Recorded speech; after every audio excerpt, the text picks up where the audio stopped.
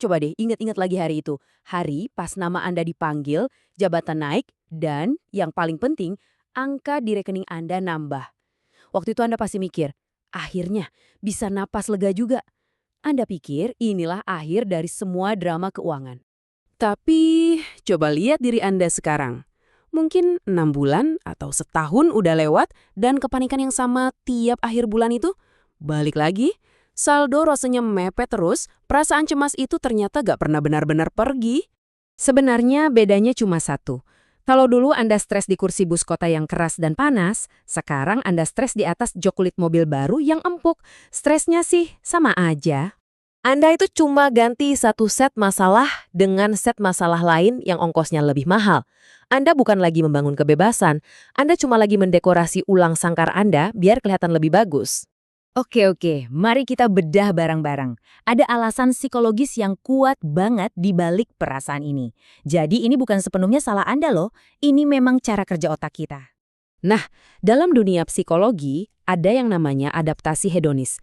Ini tuh kemampuan luar biasa otak kita buat menormalkan segalanya. Coba ingat deh, pas pertama kali Anda bisa beli kopi di kafe yang harganya lumayan, rasanya kan kayak sebuah pencapaian ya, keren gitu. Nah, sekarang udah jadi rutinitas biasa aja, itulah adaptasi hedonis.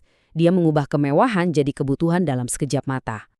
Dan beginilah siklusnya berjalan terus-menerus. Anda itu seolah-olah lagi lari di atas treadmill raksasa. Gak peduli seberapa kencang Anda lari ngejar kenaikan gaji berikutnya, secara emosional Anda itu tetap di titik yang sama. Kebahagiaan itu selalu ada di depan mata, tapi rasanya kok gak pernah kesampaian. Sekarang kita geser dari jebakan psikologis ke sesuatu yang lebih dalam dan jujur aja, kadang lebih bikin resah, yaitu dorongan sosial di balik semua pengeluaran kita. Coba deh tanya ini ke diri sendiri, dan jawab yang jujur. Waktu Anda beli HP model terbaru, atau pas lagi nongkrong di kafe yang lagi ngehits, apa itu benar-benar murni buat kepuasan Anda sendiri? Atau jangan-jangan ada alasan lain?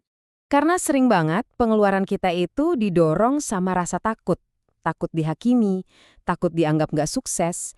Anda beli barang bukan buat fungsinya, tapi buat ngasih makan hantu di dalam kepala Anda yang namanya identitas. Kutipan ini jujur ngena banget. Ini ngerangkum betapa absurdnya perilaku kita kadang-kadang. Kita menukar waktu dan energi, dua aset paling berharga yang kita punya, cuma buat membeli persetujuan dari orang lain. Yuk kita lanjut. Kita lihat gimana semua ini bisa dijelasin pakai logika yang dingin dan tajam. Ini bukan lagi soal perasaan, ini soal matematika. Ada satu rumus sederhana yang sebenarnya ngatur semua fenomena ini. Kebahagiaan Anda itu bukan angka absolut dari pendapatan Anda. Bukan, tapi rasio, perbandingan antara pendapatan Anda dan ekspektasi Anda. Logikanya simpel banget. Kalau pendapatan Anda naik 2 kali lipat, tapi ekspektasi dan gaya hidup Anda malah naik 3 kali lipat, maka secara matematis Anda jadi lebih miskin dan kurang bahagia dari sebelumnya. Kenapa? Soalnya jurang antara realita dan harapan Anda jadi makin lebar. Jadi, poin paling pentingnya adalah ngenalin bug ini. Inflasi gaya hidup itu adalah kecenderungan alami yang harus kita lawan secara sadar. Ini tuh kayak settingan default di otak kita. Tanpa kesadaran, pengeluaran kita akan selalu berusaha ngejar pendapatan, nggak peduli seberapa gedenya kenaikannya. Oke, kita udah paham masalahnya. Sekarang kita ngomongin solusinya. Jalan menuju kebebasan sejati itu sebenarnya ada di depan mata kita. Kalau kita tahu, harus lihat ke arah mana. Pada akhirnya, semua orang cuma punya dua pilihan ini. Anda mau terus-terusan membiarkan keadaan yang ngendalin Anda, atau Anda mau ambil alih kendali atas pola pikir Anda sendiri.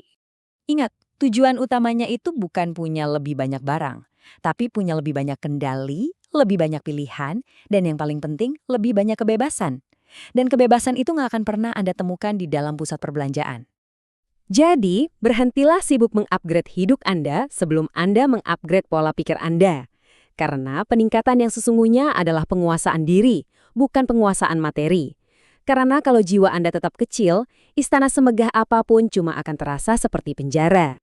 Pertanyaan terakhir ini, coba Anda renungkan. Ketika Anda lihat laporan tagihan kartu kredit di akhir bulan nanti, siapa yang sebenarnya jadi tuan di situ? Anda atau angka-angka itu?